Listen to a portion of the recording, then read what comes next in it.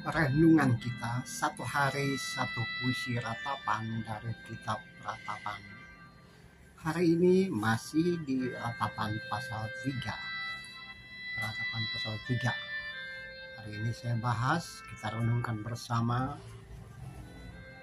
Ratapan 3 ayat 37 sampai ke 48. Jika kemarin di Ratapan 3 kita menemukan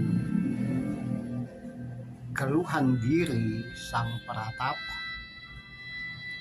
kemudian yang berikutnya dia mengungkapkan tentang dosa umat mengalami penindasan, hukuman karena mereka tidak dengar-dengaran pada firman Tuhan, mereka tidak taat, mereka tidak tunduk, bahkan mereka menjauhkan diri dari suara kenabian yang disampaikan oleh sang nabi. Hari ini kita memperhatikan bersama penekanan ulang dari Yeremia sang peratap. Kalau pada hari kemarin kita menemukan bahwa Yeremia mengungkapkan tentang ada pemulihan dari Tuhan yang disebut tak berkesudahan kasih setia Tuhan, tak habis-habis rahmatnya, dan selalu baru tiap hari, selalu baru tiap pagi untuk umatnya, untuk orang yang dengar-dengaran pada dia. Nah, di bagian ini kita menemukan bersama bahwa ada penekanan ulang tentang pesan Tuhan tersebut kepada umat. Ia berfirman, semuanya jadi, kata peratap. Dan dari suara yang maha tinggi itu, ia menyampaikan banyak hal kepada umat. Namun, umat yang tadinya dengar-dengaran, kemudian tidak taat, kini mereka mengeluh, mereka mendapatkan penghukuman dari Tuhan.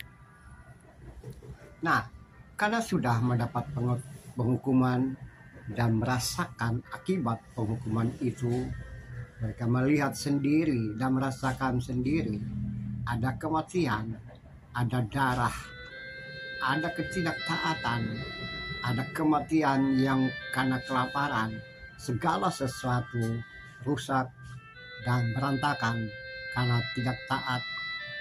Bahkan rumah Allah atau bait Allah pun dihancurkan, dan umat kecil sampai dewasa mereka dibawa ke pembuangan sebagai tawanan. Saudara-saudara yang dikasihi oleh Tuhan, saudara dalam kemanusiaan, agaknya bagian ratapan ini yang dalam pasal 3 ini ditulis ulang oleh sang peratap ketika ia ada di pembuangan, agar umat mengingat kembali segala kesalahan, dosa, dan juga pelanggaran yang telah mereka lakukan. Dan mereka harus mengingat Allah tetap setia, Tuhan tetap setia kepada mereka. Karena kesetiaan Tuhan tersebut, peratap mengajak, marilah kita memeriksa hidup dan kehidupan kita dan berpaling pada Tuhan. Marilah kita mengangkat hati dan hidup tangan kita kepada Allah. Ya, dari kesadaran ini memunculkan pertobatan, perbuatan dan pengakuan bahwa mereka telah menyangkal, mereka telah berontak terhadap Tuhan Allah. Mereka telah mengalami penghukuman yang dahsyat, dan segala sesuatu yang terjadi pada diri mereka menjadi hal ejekan oleh bangsa-bangsa lain. Ya, peratap menangis, bagaikan air matanya mengalir bagaikan sungai.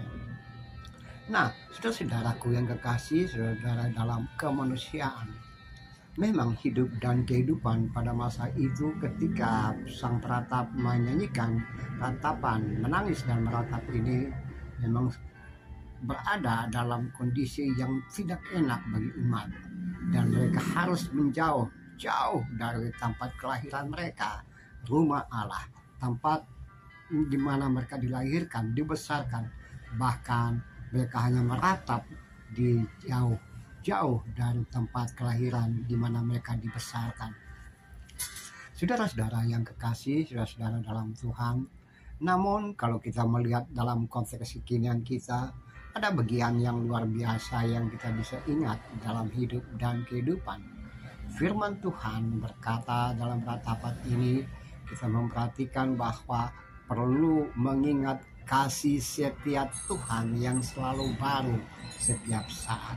Tak berkesudahan kasih setia Tuhan, rahmatnya, setianya, anugerahnya, perhatiannya, penjagaannya selalu baru tiap pagi untuk umatnya, untuk kita sekalian. Ya, kita bangun pagi pun itu juga merupakan anugerah dari Tuhan, dan kita menikmati berhadapan dengan kehidupan di pagi hari semuanya karena anugerah dari Tuhan. Lalu di dalam bagian yang lain dalam pasal 3 ini juga kita menemukan bahwa agaknya jika seseorang dalam hidup dan kehidupannya mengalami begitu banyak tantangan, mengalami begitu banyak kerintangan, bahkan segala sesuatu seakan-akan mengalami hidup dan kehidupannya, maka solusi cerdasnya adalah menyelidiki dan memeriksa hidup dan mengangkat tangannya kepada Allah di sorga, berseru kepada Dia. Itu adalah jalan yang terbaik yang pernah tersampaikan kepada umat yang dalam keadaan putus asa, tak berdaya, tak mampu berbuat apa, jadi bahan ejekan. Itu mereka harus mengingat kasih setia Tuhan. Tak selamanya Tuhan menghukum, tapi Dia juga memberi penghiburan. Biarlah mungkin saja penghukuman Tuhan itu menjadikan ada luka-luka batin, tapi Tuhan juga menyembuhkan luka-luka batin yang terjadi pada umat itu. So, saudara-saudaraku yang kekasih dalam Tuhan, saudara dalam kemanusiaan, sampai jauh mana keadaan hidup dan kehidupan kekinianmu? Anda dan Tuhan yang tahu pergumulan hidup dan kehidupan, tantangan yang hadapi, keluhan-keluhan yang terjadi, bahkan kemelut yang tidak terurai oleh siapapun.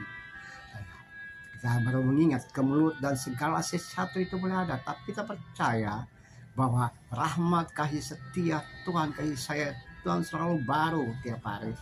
Tinggal kini saatnya kita memeriksa hidup dan kehidupan kita dan berseru kepada Dia dan nyatakan pada Tuhan, ke dalam keadaan kita sekarang ini, hanya itu solusi terbaik untuk hidupmu dan hidupku.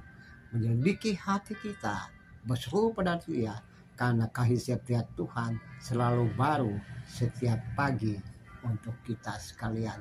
Terpujilah Kristus, haleluya, amin.